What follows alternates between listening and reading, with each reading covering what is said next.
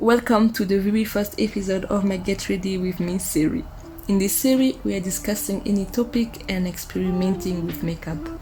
It's just a casual chit-chat, my opinions, my story times, my experiences. I'm not a makeup artist, I'm not that good, but I'm trying to get better, I'm trying to invest in it.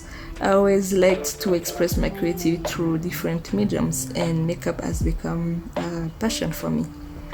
I also like to talk about myself, so that's what we're going to do today. I was born in Bamako, Mali, the 19th March 2002, and since then, I've never left my homeland.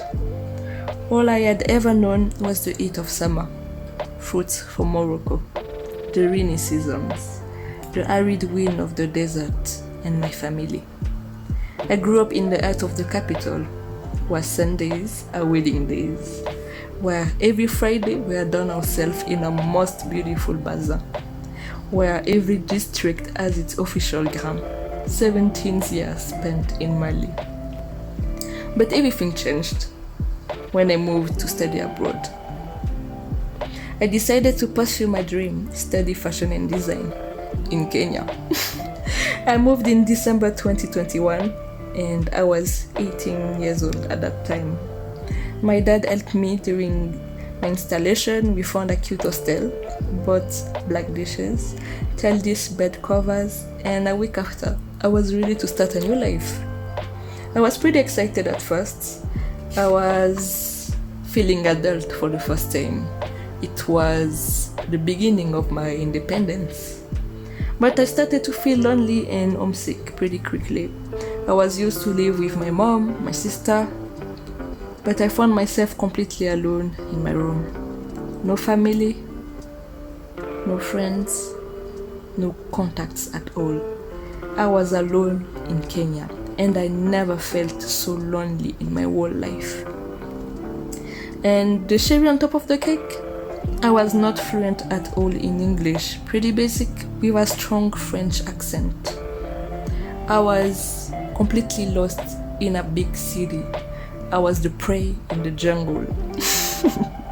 But I got used to it at some point, and I found a certain routine, visiting the same mall, doing my groceries, calling my aunt and my mom every single day, and going to the language school to learn English.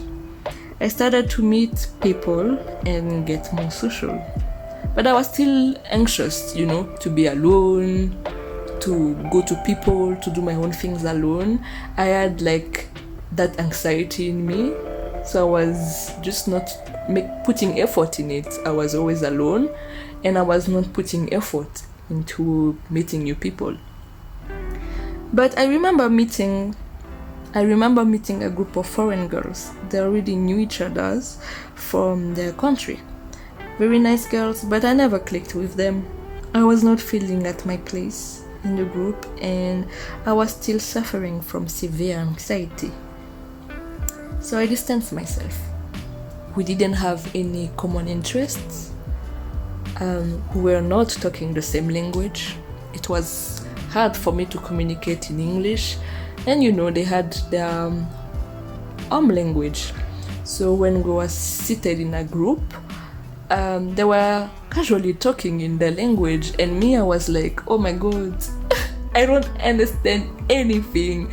And they were not even trying to talk in English, So I was feeling a bit out of the place. Sometime after distancing myself, a certain girl from the group started to look for me. She came randomly one day and knocked at my door for an hour.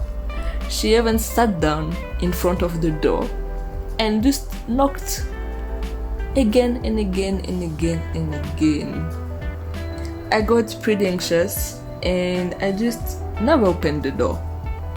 She was always making me uncomfortable, and we never got the chance to get closer to each other. She had pretty bad vibes. And since that day, she would come randomly and knock on my door for a very long time. Like I said, I never opened. I was scared and anxious to interact with her, and I was feeling harassed. But sometimes I I wonder if it was my fault. I let the situation become worse, and I never set my boundaries. I never went to her and talked to her and tell her to stop. I was just way too afraid to confront her. But to be honest, I was more anxious and stressed by the cockroach that had invaded slowly but surely my room. On the walls, on the floor, in my bed sometimes. They were just everywhere. I seriously had so much mental breakdown about them because it's disgusting. I freaking hate cockroach. Unfortunately, my whole building was infested. I couldn't do anything about it. My hygiene was very good, top notch. I'm a very I'm a clean girl. I like my space to be clean. I think I have like some OCD about it. I don't know, like I really like when my space is like sparkling clean. So I just couldn't do anything about it. But everything came to an end when I moved to my new building, my current building. Brand new, fresh, no cockroach, no stalkers. It was a new, fresh start, and on top of that, it was next to my new school.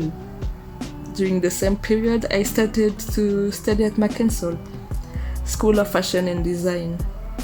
I was so excited to finally do something I love and explore the industry that I almost forgotten all the bad experience I had in the past. All of that was worth it.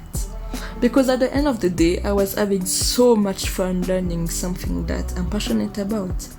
I was also no longer lonely. I met new people with the same interest as me. Cool. On top of that, I was finally belonging somewhere. I was comfortable enough to open myself to others, even though the anxiety was killing me, you know.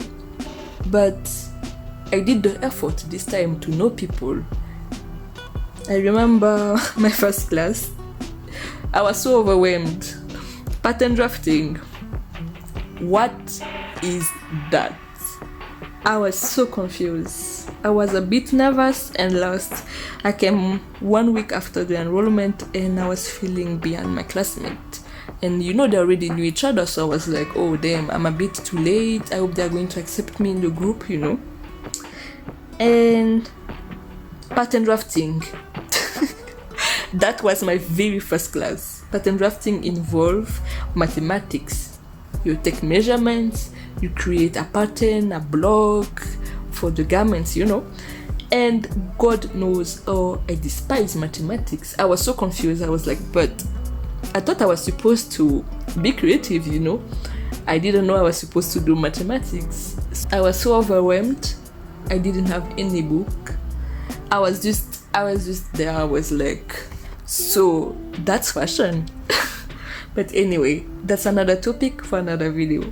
But 3 years later, I got to love pattern drafting, explore my creativity, and grow as a person.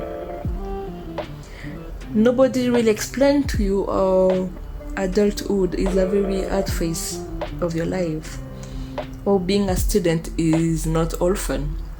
I remember my mom and my aunt talking about their student life, best years of their lives. Well, it's not the case for me. Very hard, very stressful. I have responsibilities, and nobody really tells you that. It's a weird stage. I'm scared of aging up, but I'm so excited for the future. It's a bittersweet feeling. It's the end of a journey, but at the same time, the start of a new one. 4 years later, I've had my share of good and bad experience. From being scammed, Nairobi, to find real friendship. From lonely, to be at peace with my own company. I came from a long way and I'm ready to live new adventure. Nairobi saw me anxious, sad, hopeless, shy, trying, crying, happy, dancing, but Nairobi saw me growing. Nairobi offered me its best and its worst. But at the end of the day, I will remember the positive experience. I hope you liked this first episode. I'm so excited to offer you more, to post more on YouTube. I'm so excited to start this journey. It's something I always wanted to do. So I'll see you in the next episode. Bye.